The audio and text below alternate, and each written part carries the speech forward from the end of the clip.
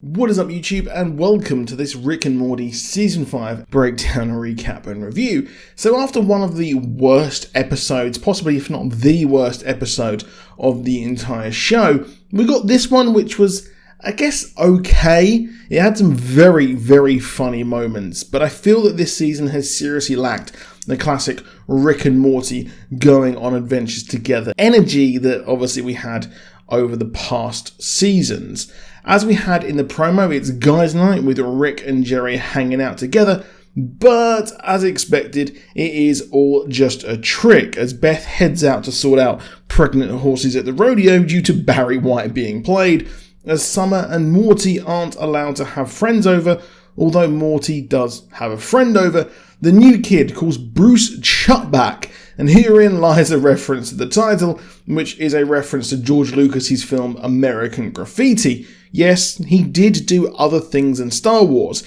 It features kids cutting loose on their last night before college and driving around, which is essentially what this B story is. I find it funny how Summer is desperate to get the new kid to like them, as well he's done nothing embarrassing, has no rumours, no baggage, no nicknames. He's just a nonchalant, effortlessly cool kid who, in reality, are just the worst. He's that usual cool kid who comes in and that's it. I'm not sure where the line between new kid and cool new kid is. Yeah, it's a weird one. But Summer farts saying how Morty has to like it or he's sexist, which that did actually make me laugh, to be honest. Rick and Jerry are on their night out as they summon demons using a cube. It's a reference to the lament configuration used in Clive Barker's stories, also known as the Lemurtian box. It allows the user to travel to different dimensions, such as one that causes endless pain or suffering, which is what we see here as the demons arrive. It turns out they are here to get pleasure from Jerry's cringe as they go to a karaoke and adore it that Jerry is excited over Smash Mouth songs, all because Rick sold the demons dodgy face hooks. The demons look like the Cenobites, who are the beings from Hellraiser movies who torture humans and can only be summoned using the box.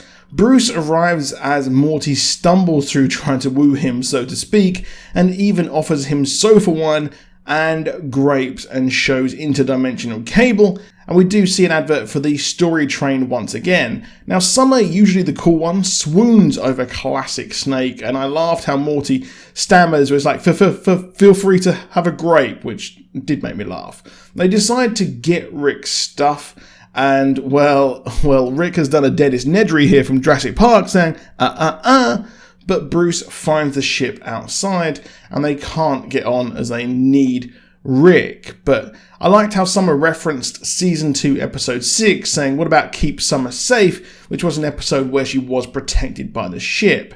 However, Morty gets around the programming by saying, hey, Rick's in trouble, and it's unquestioned as they fly off and Jerry sings Oh Yeah by Yellow, famously included in Ferris Bueller's Day Off, also a movie about kids cutting loose. They're flying around and smashing stuff up like post boxes that are sentient, which did remind me of that episode where Rick escapes the Council of Ricks, where we see like pizza people and sentient sofas and things like that. All the while, Beth finds Rick and Jerry and she's angry that Jerry is unwittingly the butt of the joke, but clearly does not respect him enough to actually not join in, which she does by drinking the essence of hell as the kids fly past a pod racer, killing it, which made me laugh, and it does lead to them being blackmailed by the ship so it can do what it wants, and that is actually going and killing a Galactus knockoff by luring a galaxy as they head to a diner. I loved how a Transformer was there, like a kind of bro Transformer, and instead of the Autobot logo, it had the Shucker hand sign. And, well, he's off to Space Tahoe as the ship swoons and gets love advice from Bruce Chutback. And Morty also maintains he has not had coitus with a doorknob, but hey, he has. Seriously, when is he going to realise that him boning random inanimate objects cause chaos? Now, in the bar, Jerry overhears how the demons are only there as he is so very, very cringe, which brings them pleasure.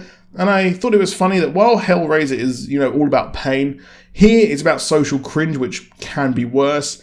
and he even did a Borat impression and doesn't know the words to a Tina Turner song, but is taken after standing up for himself as they go to hell, and Rick's ship heads off and, well, kills the Transformers after being outed as, well, just a ship, and the kids end up in space jail.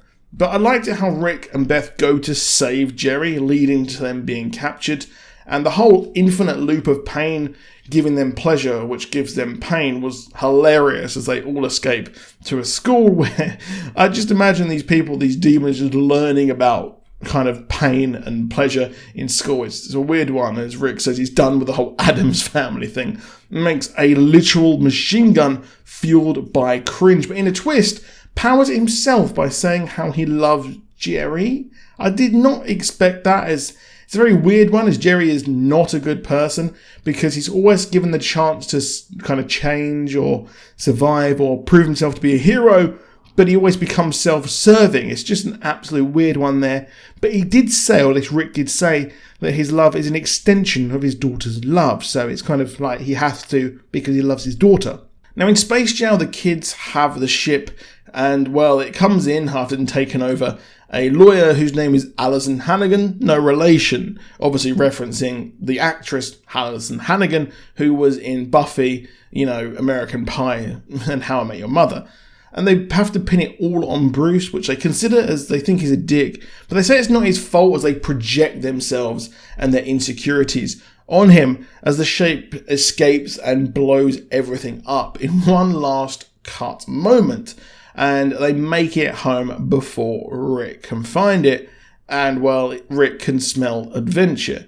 It's all done to blackmail them, and all is well, but I loved the post-credit scene as Bruce is the cool kid after basically saying that, well, he can be friends with Rick and Summer if they have good social currencies. Just absolutely awful. Although he is laughed at for not changing his trousers and becomes Bruce Chuck Pants, who has no slacks and them's the facts, which was pretty darn funny. And it just shows how cruel school kids can be. You can be the cool kid one day, but if you don't change your trousers, you're done for there. And then the postbox people get revenge on him once more.